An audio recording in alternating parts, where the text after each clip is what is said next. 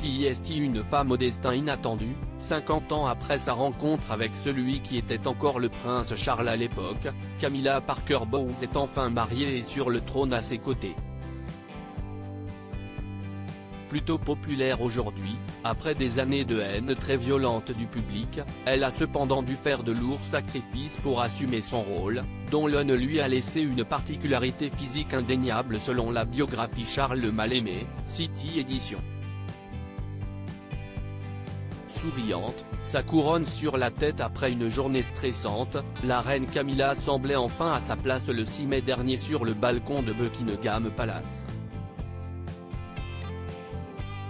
Enfin sur le trône après plus de 50 ans d'un amour un peu fou, enfin au bras de l'homme de sa vie le roi Charles qu'elle a fini par épouser en 2005 après leur divorce respectif. Mais la septuagénaire n'a pas tout gagné si facilement, lorsque le public la découvre avec Charles, elle, la maîtresse, l'accueille très violent et elle devient rapidement la femme la plus détestée du pays. Soutenue par Charles III, elle fait des efforts pour changer physiquement et devenir la femme parfaite pour son mari.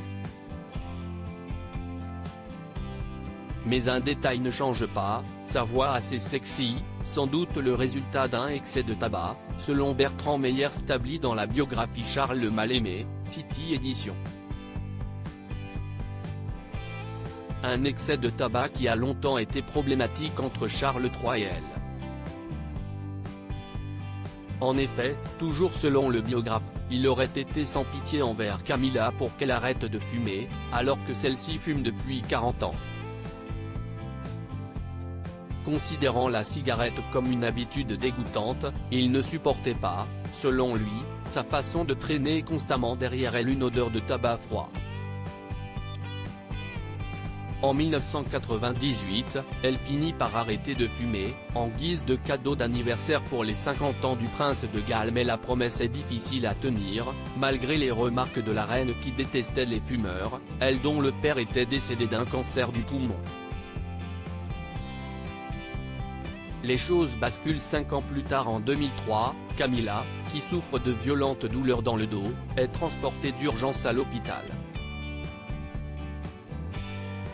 Sans pouvoir formuler de diagnostic précis, les médecins réussissent néanmoins à la convaincre que fumer affaiblit considérablement son organisme et qu'en plus des dommages qu'elle inflige à ses poumons et à son cœur, la fumée fait des ravages dans ses sinus. Ce jour-là, Camilla décide d'arrêter net. Elle ne touchera plus une cigarette depuis ce jour, raconte le biographe sur la mère de Tom et Laura, qu'il décrit comme enjouée, vive, avec un visage très animé, et pleine d'humour. En tout cas, elle a bien fait d'arrêter pour devenir une reine de plus en plus populaire.